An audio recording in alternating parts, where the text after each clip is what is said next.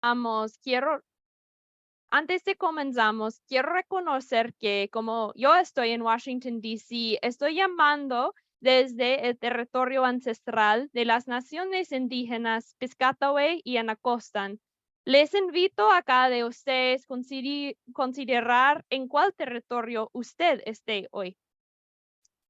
Esta sesión es copatrocinada por el Yale Center for Natural Carbon Capture, un centro nuevo en Yale que apoya investigaciones en la captura natural de carbono como una contribución para solucionar la crisis climática. Yo soy Milena Dick, su moderadora para la sesión.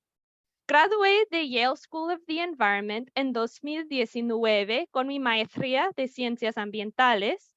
Ahora soy analista para la consultoría de Climate Focus, donde enfocó en soluciones basadas en naturaleza. Mi experiencia previa incluía trabajando con organizaciones indígenas en la Amazonía de Perú. Entonces, estoy emocionada para la conversación hoy que va a combinar esos dos temas muy importantes.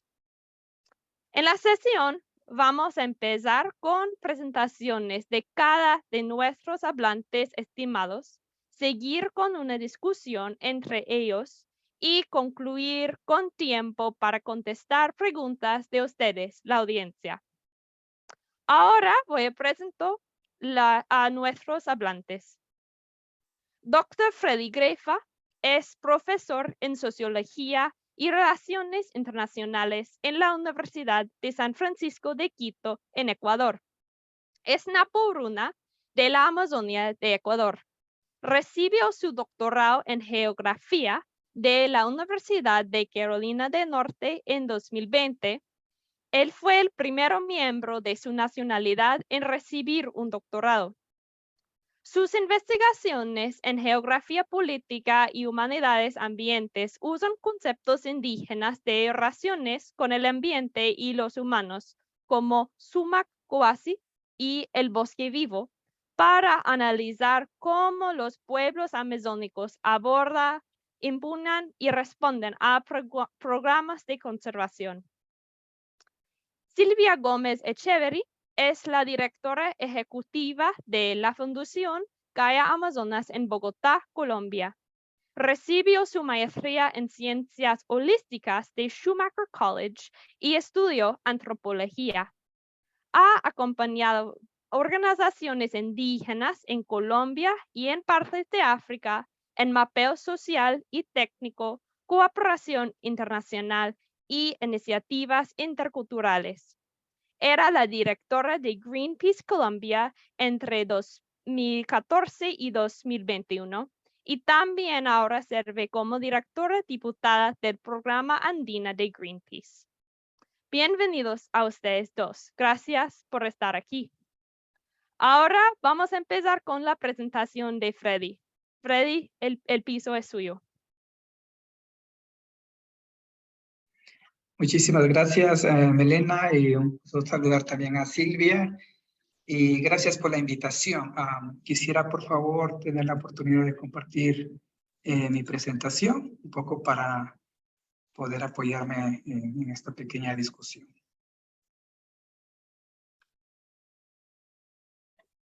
Quisiera confirmar si están viendo mi presentación, por favor. Yo veo. Chévere, muchísimas gracias.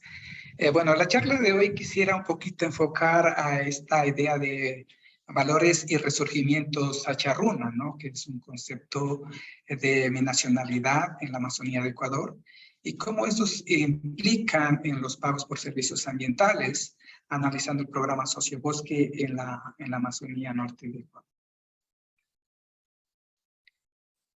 Un poco lo que quisiera compartir con ustedes es el área de mi investigación, es en la Amazonía de Ecuador, ¿sí? En la cual tenemos 11 nacionalidades indígenas, ¿no?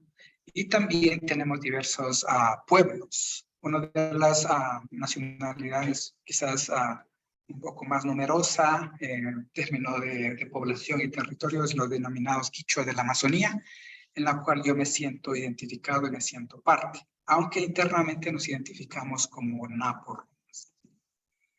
Antes de avanzar en este proceso de diálogo, quisiera yo establecer ciertos marcos, un poco de entendimiento, para que podamos establecer algún vínculo, ¿no? Sobre todo de qué es lo que estoy hablando y la comprensión que quisiera que ustedes tengan, ¿no? Es lo que yo denomino las narrativas naporrunas, ¿no?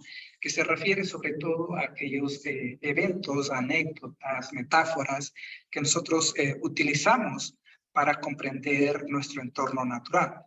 En ese sentido, lo que yo denomino la metáfora de la estaca es un mito que ha sido capturado por un investigador, el profesor Eduardo Kohn, en su libro Cómo piensan los bosques. Él menciona esto, ¿no? Empieza con un héroe que está encima de su techo, de su casa, parchando. Cuando de repente aparece un jaguar come hombres que se acerca, el héroe le llama: yerno, ayúdame a encontrar agujeros en el techo de palma, ¿sí? Atravesando un palo por los huecos que encuentres.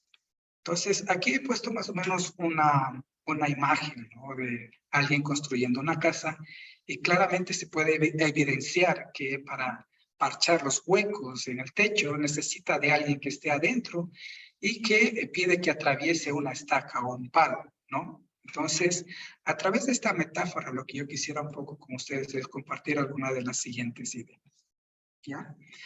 Primero, debe haber un proceso de cooperación ante la amenaza, tanto al jaguar como al humano, ¿no? Las filtraciones pueden destruir la casa del runa, en este caso, y el fuerte brillo del sol afecta los ojos del jaguar. A nosotros en las comunidades indígenas nos han dicho que el jaguar muchas veces es temeroso de aquellos seres que quizás emiten ciertos brillos demasiado resplandecientes, ¿no? Y los ven como una amenaza. Hay una conexión en este sentido, ¿no? Esto es una obra de la estaca, de cierta manera, alinea estas dos perspectivas. El hombre en el techo y el jaguar dentro de la habitación, estas dos perspectivas se convierten en una. Entonces, a través de esta alineación, se vuelve un proceso de transformación, ¿no? A mi entender, el jaguar se vuelve humano y el humano se vuelve jaguar. Y ambos crean un tercer ser. Y este tercer ser crea cualquier posibilidad de relación. Entonces, yo veo mi investigación haciendo este tipo de trabajo de la estaca. Veo como diferentes mundos, el mundo indígena y el mundo no indígena, de cierta manera tratan de relacionarse y conectarse, ¿no? Pero dentro de este proceso de conexión también hay un proceso muy de dinámicas de poder, ¿no? Yo quisiera mencionar otra metáfora que utilizamos muchísimo dentro de nuestras comunidades, ¿no? En este ritual de la Guayusa Upina, que es un espacio alrededor de las 3 de la mañana en las comunidades que tomamos el té de Guayusa, en la cual nuestros abuelos, nuestros padres nos comentan que un cazador en el bosque, por ejemplo, de cierta manera cae bajo el efecto hipnótico de una boa cercana. El cazador comienza a caminar a veces en círculos y no se da cuenta y se acerca cada vez más y más a la boa y finalmente entra en su boca, ¿sí? Entonces, lo que nuestros abuelos y Rukuyaya, Rukumama nos comentan es que el poder de la anaconda se basa en su capacidad hipnótica para engañar sutilmente al animal o a la persona mediante este proceso de atracción y seducción, ¿sí? Entonces, en este sentido, lo que quisiera compartir con ustedes hay estos valores que les denominan los valores Sacharruna o valores socioambientales. Los Naporruna valoran el bosque en rangos culturales y sociales muy complejos. Aprovechan los recursos y el parentesco humano y no humano para apaciguar las relaciones, establecer distancia y crear espacios comunes. Se fortalece el patrimonio o para hacer frente a eventos de cambio de vida que regulan la vida afectiva. Entonces, en este sentido, pues, con esa idea de Sacharruna, o un concepto más socioambiental, claramente tiene sus raíces en formas de parentesco para nosotros como el mundo, que son grupos afines, este concepto del Randi, que se refiere a la equidad, el Parihu Kausana, que se refiere a la reciprocidad o al compartir, el Lunay, este concepto del tiempo y el espacio, el Suma, el sentido de la belleza, y el summa causana, el respeto mutuo, ¿no? Que son éticas valoradas como parte de la vida. En este sentido, con estos marcos un poco actuales de la vida en el bosque, lo que trato es de analizar y comprender cómo los valores Sacharuna en una comunidad indígena en la Amazonía ecuatoriana, la comunidad de Guamaní, ¿no es cierto?, cuestiona, desafía, adapta o se apropia de las iniciativas de conservación basadas en el mercado, como el programa Sociobosque. Rápidamente lo que quisiera compartir, el programa Sociobosque en Ecuador y algunas de sus condicionalidades, se refiere a un incentivo monetario operado por el gobierno central. La idea de este programa es preservar y conservar los remanentes de bosques nativos a través de la participación voluntaria. Se requieren algunos convenios firmados a 20 años. Y estas áreas destinadas para la conservación, se requiere de que no haya tala, no haya cambio en el uso del suelo, quema, pastoreo o caza. ¿Sí? También se requiere que exista un plan de inversión social antes del desembolso programado. Y aquellos que quieren participar en este programa deben demostrar que son los propietarios de la tierra. Hasta el año 2019, el programa Sociobosque había invertido cerca de 70 millones de dólares. La comunidad en la cual yo refiero mi investigación, un poco para tener cierto análisis, es la comunidad naporuna de Ávila, de Guamaní, perdón, que es una comunidad de habla quichua en la provincia de Napo, ¿sí? Ellos tienen, recibieron por parte del Estado ecuatoriano una asignación de tierras comunales de alrededor de 5.000 hectáreas, y ingresaron en este proyecto de Sociobosque en el año 2008, ¿no? Designaron cerca de 1.600 hectáreas para este proyecto y reciben un incentivo de cerca de $27,000 anuales, ¿no? Entonces, un poquito aquí en el mapa pueden ver cómo las áreas en verde son las áreas designadas para este programa de conservación Sociobosque. Entonces, rápidamente lo que quisiera comentar es cómo es este tema del desafío, la adaptación y la transformación. Cómo la comunidad entiende esta área designada para la conservación.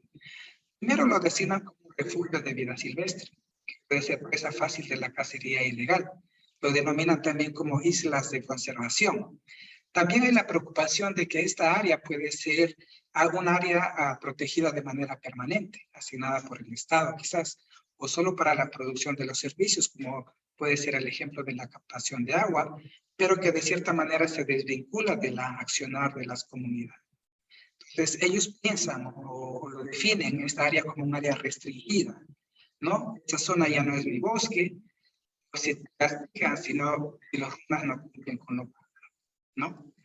Entonces, lo que está pasando, las comunidades de cierta manera desafían, adaptan mediante este proceso de indigenización de la relación incentivo-motivación. Son términos que ellos conocen, como la donación o la minga. Ellos tratan de evitar transferencias monetarias a sus miembros. Lo que dan es, utilizan son estímulos, utensilios, equipos, acceso a salud, alimentos, entre otros. Tratan de evitar ser captados enteramente por la relación del dinero. De cierta manera, el programa Sociobosque es como una única fuente permanente de ingresos para la comunidad. Entonces, en este sentido, lo que quisiera compartir con ustedes es esta analogía, ¿no es cierto?, con la BOA que les había comentado al inicio, ¿no?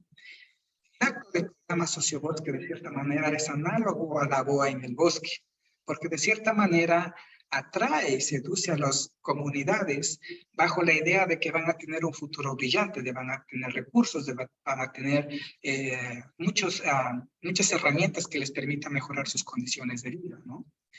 Sin embargo, lo que hay que decir es que el programa Sociobosque no es la primera BOA. Repite lo que han estado haciendo y continúan haciendo otros programas y políticas en el lugar. En este sentido, finalmente lo que quisiera con ustedes rápidamente es esta idea, este concepto del acto sutil de repetición, ¿no? El acto sutil de repetición, de lo que quisiera compartir, describe cómo los forasteros dominantes, en este caso el Estado ecuatoriano, las compañías petroleras, los programas de conservación, utilizan las acciones de la BOA o de la anaconda para seducir y atraer sutilmente a través de varios modos repetitivos de gobierno en diferentes escalas, tiempos. Por lo tanto, el programa Sociobot es uno de estos mecanismos sutiles de repeticiones que invisibilizan y niegan las historias, las culturas, las capacidades, la autonomía del pueblo naporú. El acto sutil de repetición reproduce insidiosamente estructuras imperialistas, colonialistas y paternalistas que capturan y atrapan formas indígenas de conocer el mundo. Finalmente, a manera de conclusión, y luego que tengamos algún minuto para discutir un poco más en detalle, de todas maneras lo que quisiera compartir es que estos valores Sacharruna, o los valores socioambientales, se resisten y están siendo moldeados o transformados para trabajar con este tipo de programas, como el programa Sociobosque. Claramente, el programa Sociobosque no está diseñado para reconocer los valores que tienen las comunidades indígenas, como en este caso el valor Sacharruna. También un poco la propuesta sería identificar un análisis más allá de la cultura naporuna, la cultura o las prácticas indígenas, exclusivamente vinculado con la naturaleza o como sujeto homogéneo y estático. Hay muchas cosas que están pasando y es un análisis más detallado que deberíamos realizar, ¿no? También que existen acciones para asegurar el acceso a los recursos y asegurar las tierras. Y esto está justamente explicado por la atención al acto sutil de repetición, practicando los regímenes de propiedad indígena, que igual son conceptos que yo lo estoy planteando, y utilizando acciones políticas como el mundo, ¿no? Entonces, esas son algunas de las ideas que rápidamente quería compartir con ustedes y espero que haya algunas preguntas que les quisiera compartir un poco más adelante. Muchas gracias. Muchísimas gracias, Freddy, para su presentación y para compartir estas metáforas muy relevantes y las interpretaciones para ese tipo de proyectos. Vamos a discutir más sobre esas ideas durante la discusión. Y ahora quiero dar el piso a Silvia para su presentación. Y sí, Silvia, por favor. Sí, gracias. A ver. Ahí, can you see? Podemos ver ahora sí. Sí. Bueno, muchas gracias, Melanie. Bueno, quiero primero pues honrar, yo también estoy acá sentada y habitando la tierra ancestral de los Muisca, que es toda una tribu, pues un grupo ancestral que pobló todos los cerros en Bogotá. Yo soy Silvia Gómez y desde hace 20 años trabajo con comunidades indígenas amazónicas. Siento que lo que más... donde más he aprendido ha sido en la selva y pues yo no nací en la Amazonía colombiana, pero pues quiero como contarles un poco cuál ha sido mi experiencia y cómo es la manera como yo he comprendido también la importancia de ese trabajo intercultural. Ahora estoy trabajando en la Fundación Gaia Amazonas, que es una organización que lleva más de 40 años, fundada por Martín von Hildebrand, que lleva pues más de 40 años trabajando con los pueblos indígenas, entendiendo también que no hay una sola cultura que tenga las soluciones para todos los problemas que estamos viviendo ahorita, sino que resulta muy importante abordar y navegar la interculturalidad basado en el respeto, en la reciprocidad, basado en la necesidad de entendernos mutuamente, de reconocernos y de verdad entender que en la diversidad hay mucho potencial. Entonces, pues para nosotros hemos trasegado pues muchos caminos y ahora lo que nos convoca en este tiempo pues es esa discusión sobre derechos indígenas y mecanismos de financiación, ¿no? Soluciones basadas en la naturaleza. Entonces yo les quiero contar rápidamente el caso de Colombia, cómo vamos trabajando, cuáles son algunos de los pros o las cosas positivas de estos mecanismos, cuáles son algunas de las cosas que vemos como pues riesgos, que son algunos de los contras de estos mecanismos, y les dejo también algunas preguntas para que después podamos conversar. La presentación es en inglés porque hablábamos con los organizadores que, bueno, era bueno hablar en mi lengua propia para poder ser yo misma, fully, pero que el Spanglish estaba bien. Entonces agradezco también a los traductores. Y bueno, yo creo que nosotros basamos nuestras misas, bosques sanos, comunidades fuertes y culturas prósperas. Nosotros estamos absolutamente convencidos que la selva amazónica y los bosques por sí solos, sin reconocer el aporte que tienen las culturas ancestrales y estos pueblos y la manera como se vienen desarrollando también de una manera muy, pues, armónica y cuidadosa con la naturaleza, va a ser muy difícil. Ahora, cuando hablamos también de la importancia de esta cultura tradicional, pues es importante también entender que como todas las culturas fuertes y ancestrales, pues tienen un origen, tienen la historia de origen, pues cuenta que cada uno de los grupos étnicos venía de una anaconda, las anacondas fueron recorriendo diferentes lugares y en esos lugares sagrados les fueron entregados conocimientos ancestrales para poder habitar el bosque, les fueron entregadas sus lenguas, las semillas de coca, las semillas de tabaco, las semillas de yuca, todas las semillas que se utilizan en las chagras y que son aquellas semillas, inclusive la semilla del bejuco de yagé, que es una planta alucinógena que también les permite conectarse más allá con la naturaleza y con los espíritus, todos los conocimientos para poder vivir en este territorio. Entonces, cuando hablamos de cómo fortalecer esos sistemas de conocimiento, yo creo que es muy importante entender también que estos mecanismos de financiación tienen que estar basados también en la protección integral del bosque, entendiendo que no solamente estamos hablando de una sumatoria de palos o una sumatoria de árboles, estamos hablando de un bosque, de un ecosistema socioambiental o socionatural o cultural ambiental. Y por eso es tan importante que no pensemos solamente en que los mecanismos de financiación vayan a frenar la deforestación o a frenar los riesgos y las amenazas, sino que también puedan proteger y garantizar la integralidad y proteger aquellas comunidades que siguen pensando en que vivir del bosque y con el bosque es la mejor opción. Entonces tienen que tener también un enfoque no solamente, digamos que curativo al mal, sino también preventivo.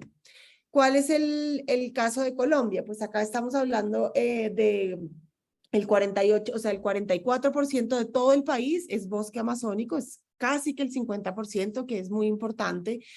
Y hay territorios indígenas que son el 48% y áreas protegidas. Y estamos hablando también de la importancia de entender que si logramos la protección, por ejemplo, del bosque amazónico de Colombia en isolation, ¿no? Aislado, no estamos ganando mucho, pero tenemos que garantizar la conectividad y la integridad de los bosques amazónicos en Colombia, Ecuador, Perú, Brasil, Bolivia y de toda la cuenca amazónica. Ahora, ¿por qué es tan importante? Ya no es un tema solamente cultural o solamente ambiental, sino que entendamos que la Amazonía, por ejemplo, provee del 70% de agua que consume Latinoamérica. El 67% de la comida que se produce viene por el agua de los ríos voladores que se producen en la Amazonía.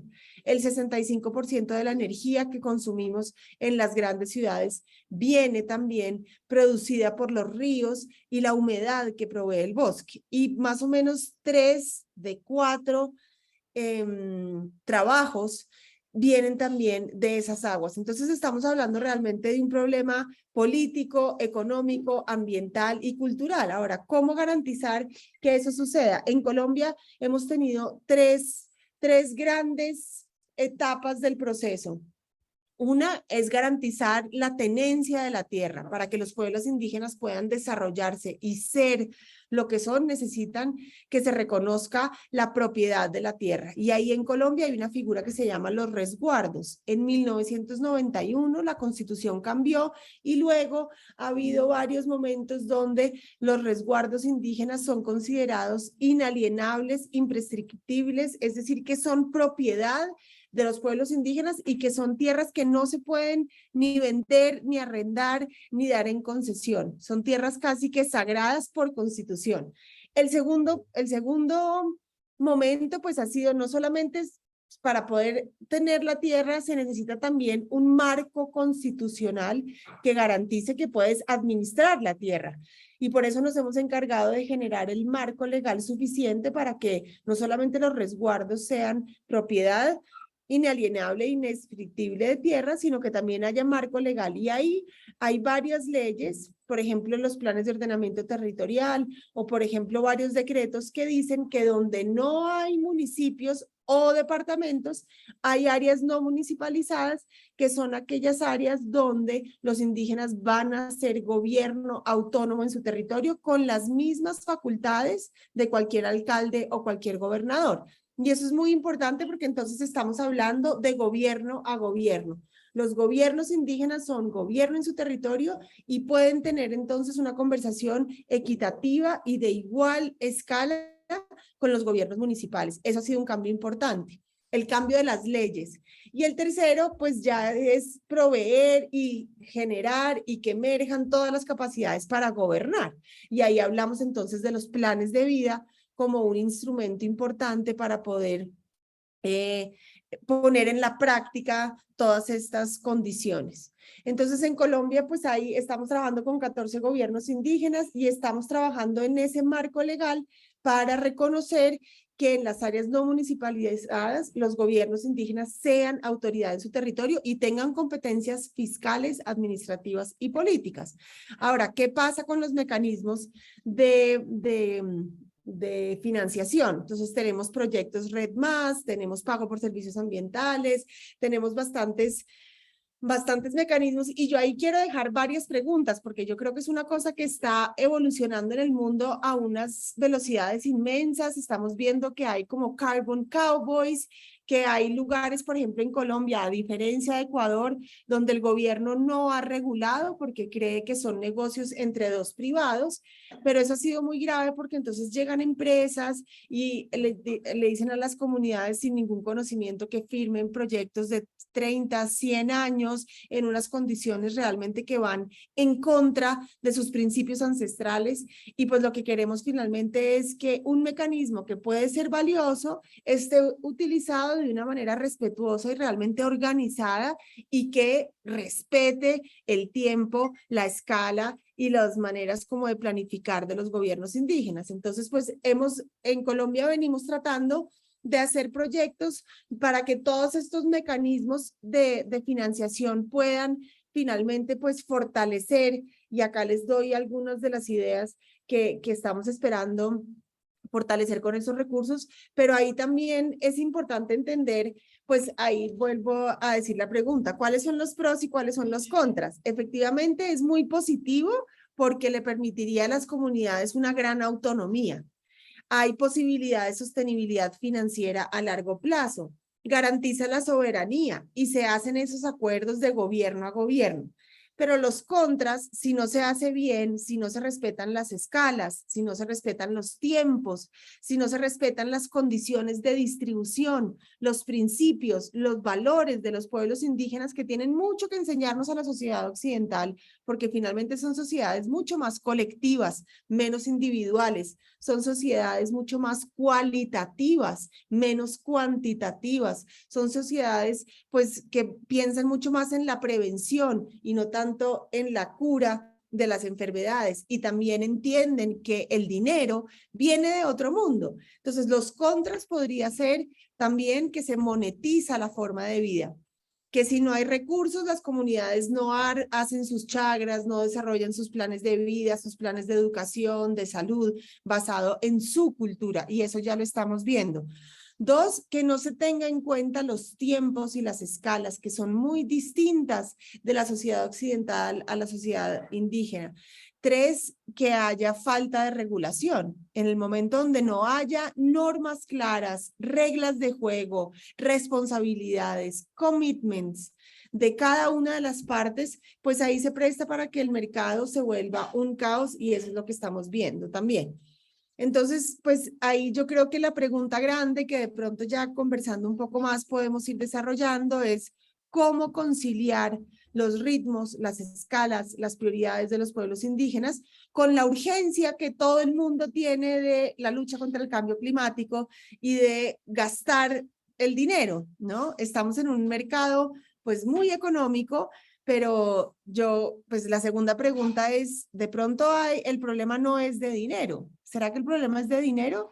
Porque si el problema fuera de dinero ya lo habríamos solucionado. No, el problema es de compromiso mutuo. El problema no es científico, el problema es ético. Tenemos capacidad instalada suficiente para que los gobiernos indígenas puedan administrar tal cantidad de plata. Estamos realmente respetando los planes de vida, los planes de gobierno, los planes de manejo ambiental según los pueblos indígenas para poder gastar esa plata, o necesitamos los países que tenemos un poco, o sea, los países más desarrollados tienen dinero como disponible y afán y un poquito de culpa, aceptémoslo. Entonces ahora necesitamos que pagarle a los pueblos indígenas para que nos saquen de este problema. Entonces, pues ahí dejo estas preguntas para que podamos entender también pues la responsabilidad que tenemos también como sociedad blanca y también como sociedad indígena de tender esos puentes de interculturalidad, de entendimiento, para que los mecanismos no se vuelvan perversos, sino para que los mecanismos puedan generar soluciones reales. Yo creo que dejo por ahí para que después podamos seguir conversando. Pues muchísimas gracias a Silvia para concluir con esos puntos muy importantes para dar el contexto para nuestra discusión. Creo que es muy relevante para las preguntas que tenemos. Pues ahora vamos a tener una discusión entre nuestras panelistas para algunos minutos y después podemos contestar las preguntas de la audiencia. Entonces, creo que para empezar, estamos hablando de esos dos casos distintos de Colombia y Ecuador. En cada de esos países, los gobiernos tratan la soberanía y la autonomía de los pueblos indígenas en maneras distintas, ¿no? En Colombia, los gobiernos indígenas son respetados como entidades autónomas con tenencia de tierra más o menos inalienable, pero tal vez en algunos casos faltan la protección o apoyo del Estado. Y en el Ecuador, el gobierno está tal vez dando recursos directamente a los pueblos a través de iniciativas como el programa Sociobosque, pero eso puede limitar la soberanía de los pueblos al mismo tiempo. Entonces, la pregunta, cuestión para ustedes primero es, especialmente en el contexto de esos proyectos de soluciones basadas en naturaleza, ¿qué son los impactos en la habilidad de los pueblos indígenas a manejar sus tierras y proyectos, soluciones basadas en naturaleza en cada de esos contextos y responden en una manera que está alineado con sus planes de vida o, como Freddy dijo, indigenizar sus proyectos? Pero es una cuestión grande, pero voy a empezar con Freddy y después Silvia. Chévere, muchísimas gracias a Silvia por tus aportes, tus comentarios. Creo que son preguntas muy profundas que debemos también tratar de ver algún tipo de respuesta, ¿no? En ese sentido, creo que también para los pueblos indígenas en la Amazonía, sobre todo en la Amazonía ecuatoriana, el territorio es nuestro espacio fundamental en el que nosotros generamos nuestras formas de vivir y nuestras formas de pensar, ¿no? Por ello, es necesario reconocer que estos territorios indígenas, dentro de su dinámica de soberanía, tienen que ser tratados como tal y no como un espacio de protección o de ayuda, ¿no? Eso creo que es un tema muy importante y clave que nosotros deberíamos considerar, ¿sí? Eso es lo que las organizaciones indígenas establecidas en la Amazonía como nacionalidades y pueblos han estado demandando, ¿no? Y lo siguen demandando de manera permanente, ¿no? Los programas de conservación basados en el mercado, como los pagos por servicios ambientales, en el caso de Ecuador, puede ser traducido, como les había comentado hace rato, en el programa Sociobosque.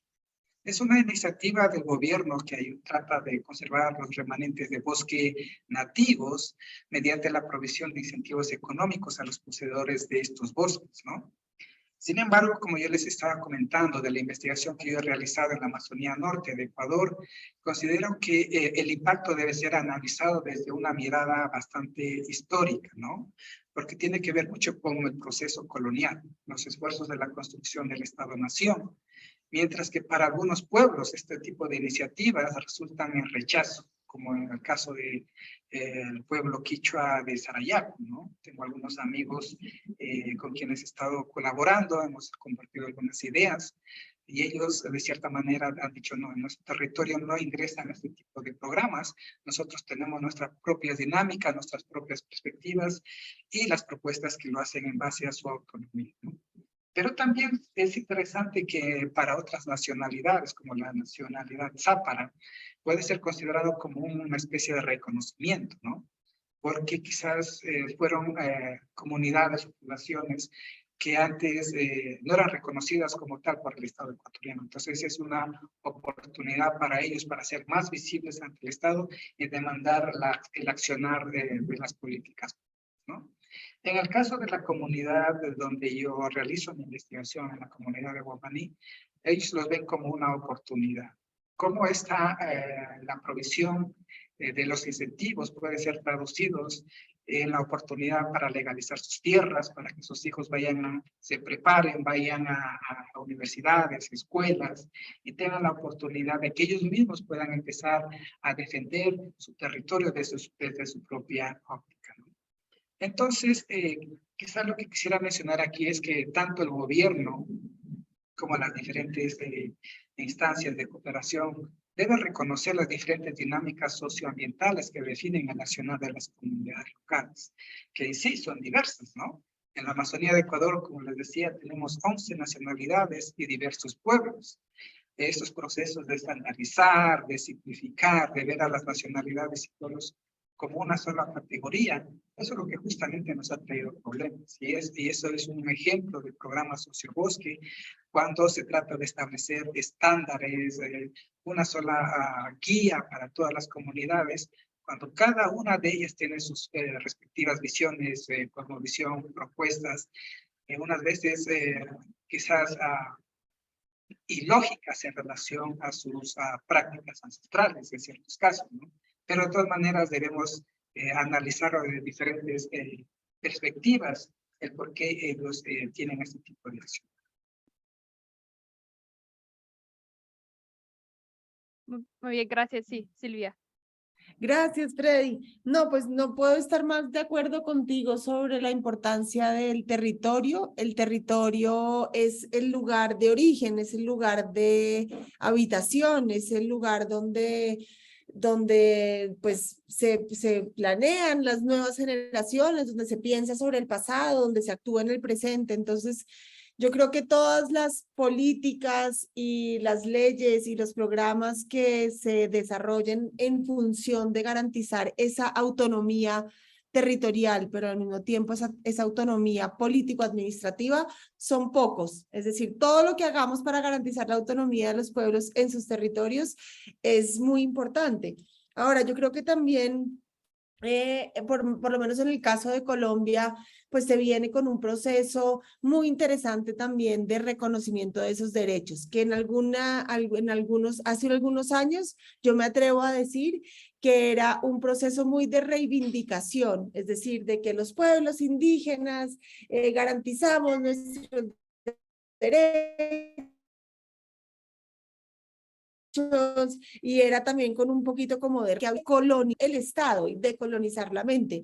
Pero yo creo que eso ha avanzado muchísimo y ya las organizaciones indígenas de nivel local y de nivel regional ya no tienen como un discurso reivindicativo, sino un discurso prepositivo, o sea, propositivo. Ok, ahora nuestras propuestas de gobierno son estas, ahora nuestro plan de vida es este, ahora necesitamos plata para desarrollar esto y esto y esto. Claro, como cualquier otra sociedad, pues con dificultades, no falta la corrupción, no falta la falta de acuerdos, no es ajeno, porque pues es súper importante también pues salirnos de esa idea romántica de que las sociedades indígenas también tienen una manera pura y prístina de gobernar sus territorios. No es así, pero de todas maneras, sí hay muchas cosas que yo creo que las políticas, por lo menos en Colombia, han hecho que los pueblos indígenas ganen un espacio real en la gobernanza del Estado. Es muy distinto, por ejemplo, a Brasil.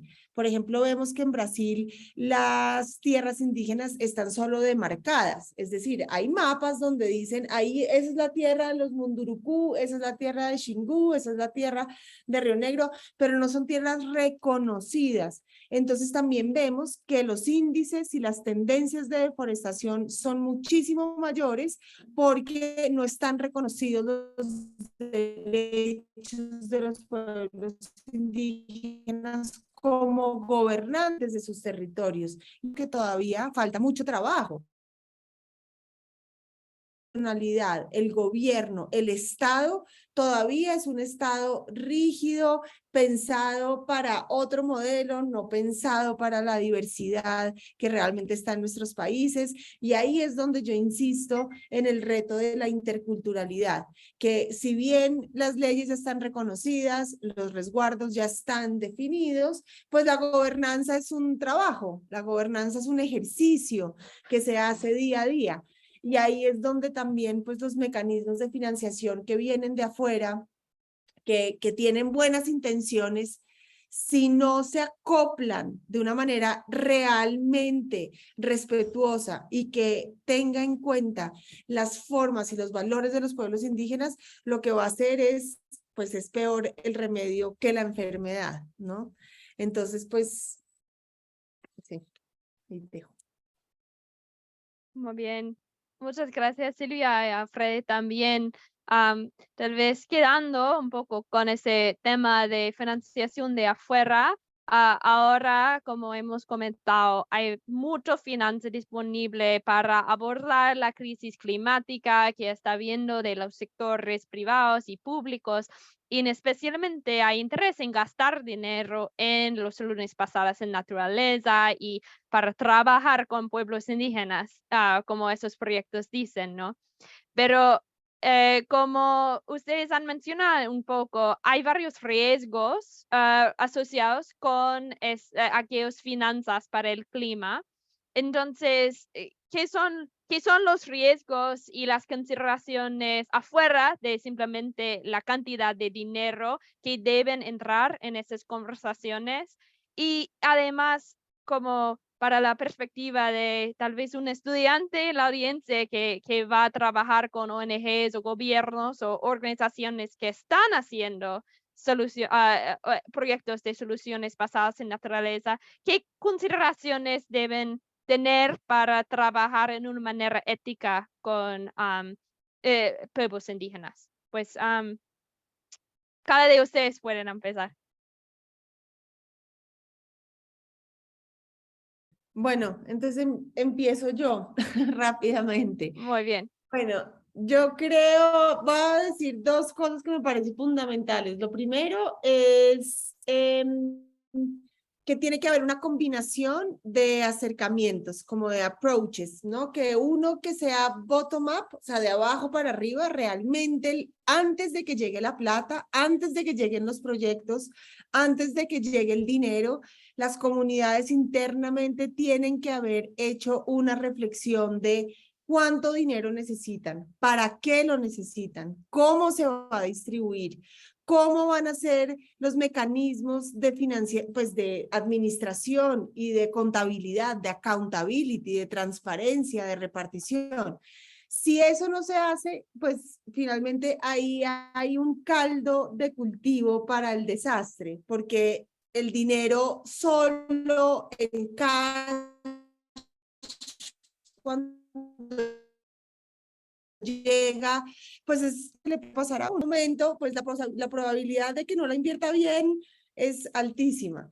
Ahora, pero yo creo que el bottom-up approach tiene que tener también un top-down approach, en el sentido en el que son mecanismos financieros muy complejos, donde el Estado, bien sea regional, municipal o nacional, tiene que hacer parte. Sobre todo porque finalmente si el objetivo de estos mecanismos de financiación y de soluciones basados en la naturaleza es frenar el cambio climático, frenar la pérdida de biodiversidad, garantizar el cumplimiento de los NDCs, que los países cumplan con sus porcentajes a los que se comprometieron, pues son recursos grandes, son recursos significativos. Y ahí el gobierno tiene que entender también que es un agente de cambio, que la responsabilidad no es exclusiva de las comunidades que están allá viviendo en sus comunidades y que van a proteger el bosque por nosotros. No, es una responsabilidad compartida, es una coadministración, sin perder la autonomía, claro está, pero tiene que ser un bottom-up y top-down approach donde los gobiernos también estén en capacidad de regular y de frenar y de hacer las cosas de una manera más justa. Y lo que yo le diría también a la gente que está trabajando con los indígenas es muy importante entender sus mecanismos de gobierno, sus planes de vida, cuáles son sus programas de educación intercultural, salud intercultural, manejo territorial, manejo de la justicia. Si eso está muy entendido y realmente se incorpora, pues los mecanismos van a ser productivos. Pero si llegamos pensando que somos los salvadores de la selva para implementar unos recursos sin realmente tener esa conversación, pues vamos a seguir perpetuando una idea que es muy negativa, que es que los indígenas son beneficiarios de proyectos. No, los indígenas son aliados, son socios, son partners de este asunto, no son beneficiarios, no estamos haciendo nada por beneficencia. Y que las ONG somos implementadoras. Implementadores, no, yo soy también un co-creador de estos sistemas de gobierno, o sea, yo quiero pensar que yo aporto ideas de gobernanza, no solamente doy recibos para que se gaste la plata, y que los financiadores no solamente dan billetes, los financiadores, los países ricos, el sector privado también es corresponsable de crear un mundo donde el bosque siga vivo. Sí, totalmente de acuerdo. Y Frey, sus comentarios y después vamos a contestar algunas preguntas de la audiencia. Chévere, muchísimas gracias y completamente de acuerdo contigo, Silvia. Creo que hay que reconocer que las comunidades indígenas, quitarse esta idea, ¿no?, de romantizar a lo indígena que está viviendo en la selva, cazando, pescando. Este proceso de globalización, ¿no es cierto?, cada vez nos ha conectado a todas las comunidades, ¿no?, en todas partes, ¿no? Y eso lo podemos evidenciar con las comunidades indígenas, en las cuales yo soy miembro, ¿no? Y es por eso que nosotros en la comunidad necesitamos recursos de cierta manera para pagar medicina, para pagar servicios, comprarnos ropa y un sinnúmero de cosas, ¿no? Pero también esto de cierta manera hace que las prácticas ancestrales que nosotros hemos tenido en nuestras comunidades de cierta manera sean reducidas, ¿no? Y quizás el valor monetario sea lo que más predomina en nuestra relación, nuestro entendimiento. Es por eso que ahora quizás estamos viendo al árbol, al río, no como un ser, sino también como un objeto que lo podemos mercantilizar, lo podemos transformar en algo que lo podemos vender, ¿no? Entonces, en este sentido, estas iniciativas de conservación basadas en el mercado, como pagos por servicios ambientales que más conozco, de cierta manera es esta idea, ¿no es cierto?, de reducción de la pobreza, de que las comunidades al mismo tiempo tengan ingresos para poder solventar sus necesidades y al mismo tiempo también conservar el bosque, ¿no? Pero la preocupación en este sentido también es cómo las comunidades indígenas, su relación que ellos han tenido con el bosque, muy intrínseca, ¿no? No una división naturaleza-sociedad, sino que una corresponsabilidad, ver al bosque como una familia, ¿no? Como un ser. Esta idea de que nosotros somos parte del bosque, no somos la especie dominante dentro del bosque, ¿no es cierto? Sino que pensamos con el bosque, sentimos con el bosque, está siendo desplazada ahora, ¿no? A nivel internacional, como lo decía Silvia, puede haber muchísimo dinero. Esto puede provenir de los gobiernos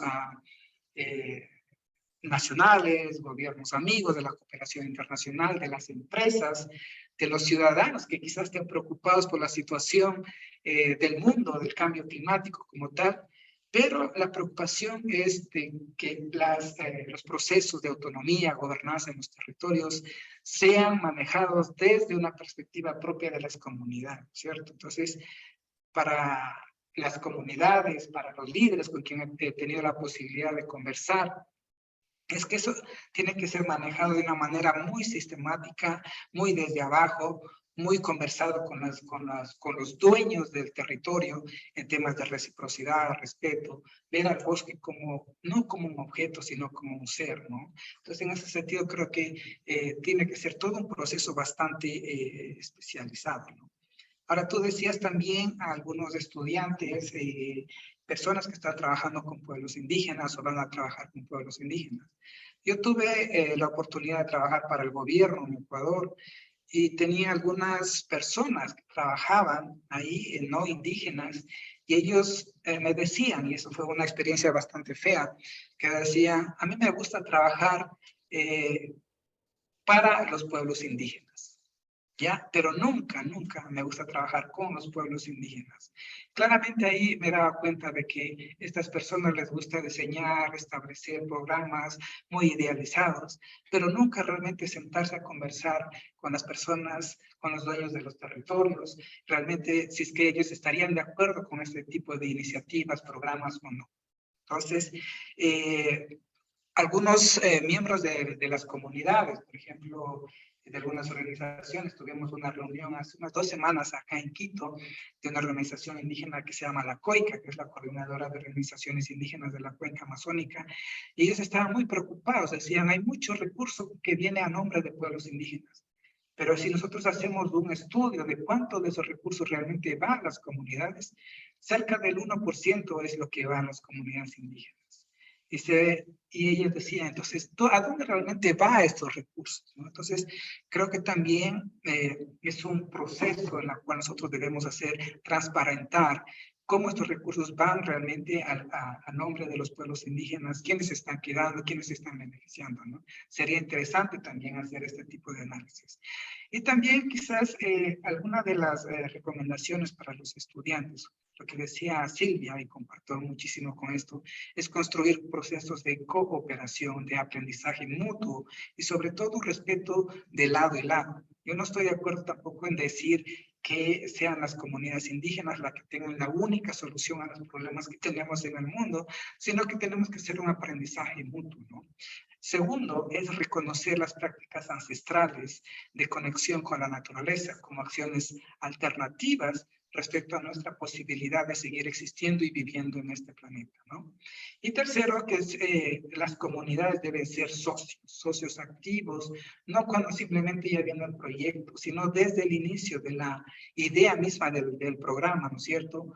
Para que ellos estén durante todo el proceso de realización, de cómo pensar, ¿no es cierto?, este tipo de iniciativas que realmente beneficien a todos, ¿no? Como decía Silvia, socios activos, permanentes dentro de este tipo de iniciativas. Entonces, en ese sentido, pues yo estoy de acuerdo que debemos trabajar en nuevos tipos de iniciativas que vengan desde abajo, ¿no? Quizás las iniciativas, estamos pensando en el tema de cambio climático, que es un tema muy urgente, pero quizás las iniciativas de las necesidades de las comunidades pueden ser algo diferente, ¿no? Puede ser el tema de territorio, rescatar su cultura, su conocimiento, que a veces nosotros, por esta dinámica del ejercicio urgente de realizar algunos programas de conservación, no lo vemos, ¿no?, como prioritarios. Entonces, es importante, creo yo, trabajar con las comunidades, saber qué es lo que están pensando, qué es lo que están proponiendo, ¿no es cierto? Y hacer quizás propuestas comunes y compartidas. Gracias, Freddy. Y sé que desafortunadamente solo votamos 5 minutos para la sesión, pero quiero aceptar al menos 1 o 2 preguntas de la audiencia. Entonces, Claudia, ¿nos podemos ayudar con algunas preguntas? Hi, thank you so much for Muchas joining gracias and giving these presentations. por dar esta presentación. Okay, so we work with an organization that some college students here and at Yale and US started called Green Check. And the idea is partner with community-led grassroots organizations on the front lines of climate change. Generar alianzas con las Try to comunidades connect them que with tienen communities algún tipo de relación in what we con call cambio least climático. affected peoples and areas. Sorry, hearing the translation at the same time as speaking is strange. I realize you've been doing this now for an hour. Yeah, so one of the things that we do is we partner with these communities and we try to connect them with resourced people in places like Yale and Yale and US and Singapore, including a couple indigenous-led organizations. But one of the problems that we've had in trying to reach out and find these partners has been really just finding the partners. We're talking about trying to connect these organizations and these communities with places like Yale and US because those connections don't already exist. So I guess the core of the question is, do you have recommendations for ways that we go about not only just finding, but also connecting with these communities? Because we really believe in doing the kind of work that you're talking about, where we are partnering and not, coming in and dictating. But we need to find the communities and connect with them first before any of that can happen. Thank you. Gracias. Sylvia y Freddy. Puede responder en English or Spanish o Spanglish, está bien.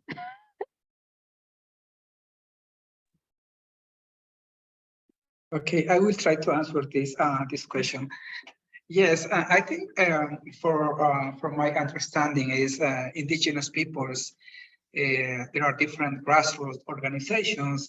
For example, in the case of the Amazon Basin, there are different organizations as COICA, and they are participating in different meetings and trying to partner with different NGOs or different governments and try to propose and to say, hey, we are here and we want to cooperate. And we are worried about the climate change, environmental issues like that, but also we're worried about issues in our territories. So how do we deal with that? Okay, so in the case that there are not indigenous organizations in the place, I believe there must be some people who are working with them, or maybe can they suggest, for example, what kind of project they are doing, or how to involve other different organizations. So maybe the best way to do it is to respect those different governance systems, okay?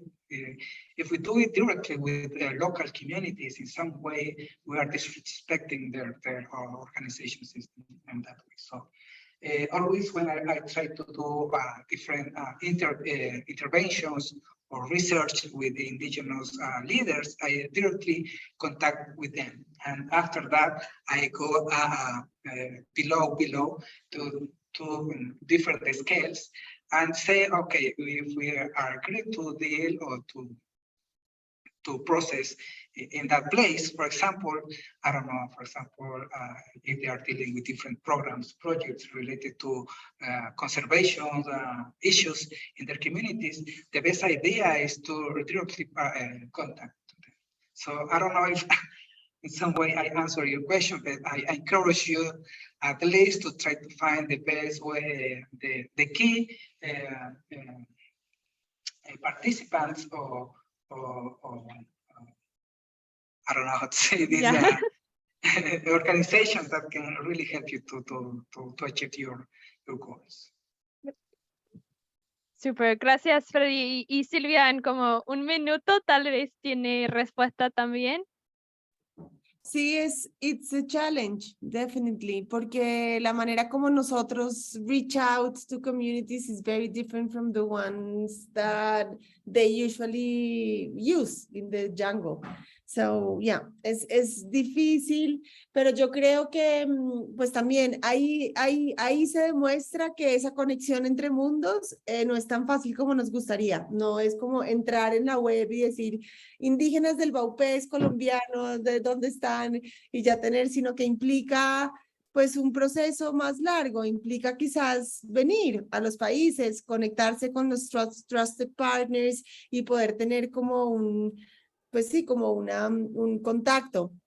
Pero yo creo que es muy valioso, o sea, así empezamos, así se empieza ese trabajo, es muy valioso lo que cuentas de hacer esas partnerships, de realmente trabajar con organizaciones que sean como lideradas por grupos indígenas. Yo creo que ahí es el valor también y entender que, pues que todos somos agentes importantes en este network y que me hizo recordar también lo que decía uno de mis profesores, que era Thomas Berry, que en paz descanse, que decía pues la importancia de reconocer también que el mundo para los pueblos indígenas, y debería ser para nosotros, no es una colección de objetos, sino una comunión de sujetos.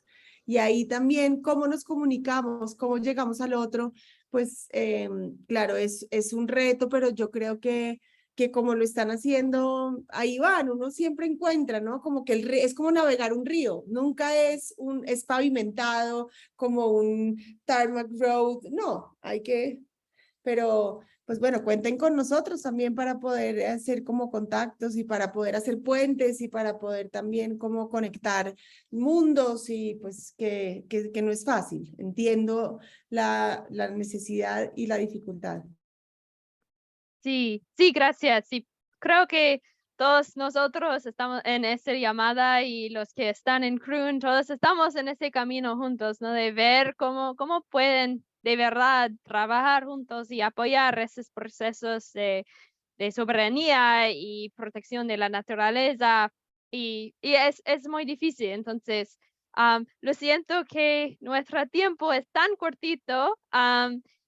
Pero espero que todos los participantes han aprendido algo o están pensando en nuevas ideas, en cómo hacer esos tipos de proyectos y conexiones y cómo respetan las distintas maneras de conocer. Entonces, creo que tenemos que terminar ahora, como es la hora, y quiero decir muchísimas gracias a Silvia y a Freddy por participar, por presentar. Y además, si alguien en la audiencia quiere contactar con alguno de nosotros, les invito a mandar un correo a mí y yo puedo conectar y podemos continuar esas conversaciones afuera de esa sesión, yo espero. Entonces, muy bien, y Silvia está diciendo también que le invita a contactar a ella. Entonces, con eso creo que vamos a terminar y gracias a todos los asistentes y participantes, y especialmente a Silvia y Freddy. Muchas gracias a todos. Gracias a todos, buena tarde. Gracias. Thanks a lot.